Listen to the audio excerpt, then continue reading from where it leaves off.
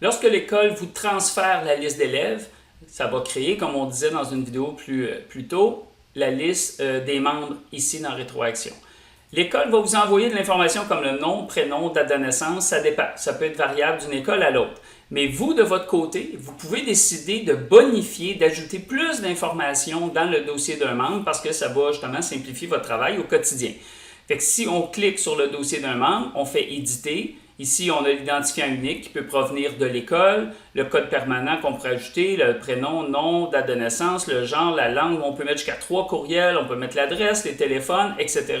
Position, puis ici, on a l'établissement scolaire dans lequel on va retrouver l'établissement scolaire auquel cet élève, ce membre-là, est affilié. On peut aussi décider d'ajouter d'autres propriétés pour bonifier le dossier. Pour faire ça, on peut aller dans Paramètres, on va aller dans Propriétés d'un membre, puis on pourrait se créer, par exemple, qu'on aimerait conserver l'information à savoir si un élève, un membre, a des allergies. Fait qu'on pourrait se créer une propriété que j'appellerais allergie. On dit que c'est un champ texte. On va faire créer. Maintenant, si on retourne dans membre, on va aller ici. Si je fais éditer, bien, vous allez voir que maintenant, j'ai la propriété que je peux compléter. Donc, je suis allergique aux noix. Je fais sauvegarder. On va voir la nouvelle propriété maintenant qui apparaît dans son dossier. Ensuite, quand je vais consulter les groupes, puis j'aimerais avoir cette information-là, parce que là, présentement, elle est juste visible quand je consulte son dossier, mais si je veux que cette information-là aussi apparaisse dans des groupes, bien, je pourrais aller dans Paramètres, Profil. Puis ici, par exemple, c'est des joueurs que j'ai. Je pourrais dire que quand je consulte une liste de joueurs, ajoute-moi la propriété allergie. Ça veut dire que quand je vais consulter une liste, si je vous montre, mettons, un groupe, puis je m'en viens ici, bien, je vais voir maintenant la nouvelle colonne allergie. Fait que quand je vais consulter le groupe, je vais avoir cette information-là en plus.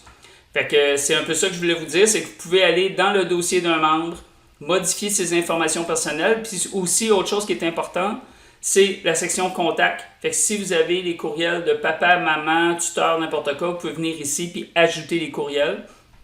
C'est super important, les courriels. C'est comme ça que le parent ou l'athlète, quand il va créer son compte, c'est via le courriel que le lien va se faire. Fait que si par exemple, vous avez juste le courriel d'un des parents et puis l'autre parent veut avoir accès aussi au dossier de son enfant, bien, vous pouvez simplement aller dans le dossier de l'enfant, créer un nouveau contact, vous pouvez dire c'est qui, vous pouvez mettre son nom si vous l'avez, vous tapez son courriel, vous faites créer. Automatiquement, le nouveau parent va avoir accès à l'horaire de son enfant, dans ce cas-là, mettons Valérie, et puis il va pouvoir consulter l'horaire, indiquer sa présence et consulter, par exemple, les résultats, les bulletins que vous allez partager.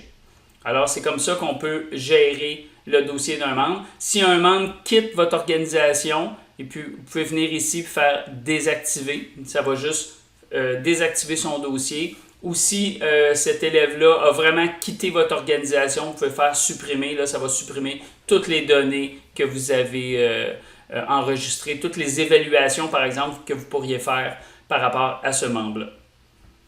Bonne journée!